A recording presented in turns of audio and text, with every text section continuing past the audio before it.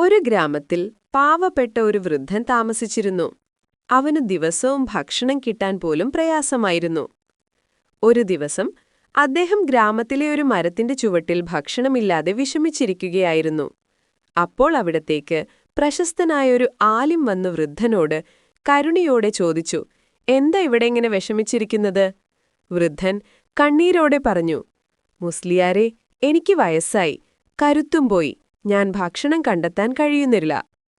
ആലിം വൃദ്ധന്റെ കൈ പിടിച്ചെഴുന്നേൽപ്പിച്ചു. പിന്നീട് അദ്ദേഹം തന്റെ വീട്ടിൽ കൊണ്ടുപോയി ഭക്ഷണം കൊടുത്തു. പഴയ വസ്ത്രം മാറ്റി പുതിയത് ധരിപ്പിച്ചു. പിന്നീട് കൈകൾ രണ്ടും മുകളിലേക്ക് ഉയർത്തി പറഞ്ഞു, "ജീവിതം മുഴുവൻ പ്രാർത്ഥനയിലും ക്ഷമയിലും ഉറച്ചു നിൽക്കുക. അതാണ് ഏറ്റവും വലിയ സമ്പത്ത്." വൃദ്ധന്റെ കണ്ണിൽ സന്തോഷത്തിന്റെ കണ്ണുനീർ നിറഞ്ഞു. അവൻ പറഞ്ഞു, "എന്റെ വയസ്സിന്റെ അവസാനം അല്ലാഹു നിങ്ങളെ കണ്ടുമുട്ടാൻ അനുവദിച്ചു. ഇതാണ് എനിക്ക് ലഭിച്ച ഏറ്റവും വലിയ അനുഗ്രഹം." സമ്പത്ത് പങ്കുവയ്ക്കുമ്പോഴാണ് അത് യഥാർത്ഥത്തിൽ അനുഗ്രഹമാകുന്നത്.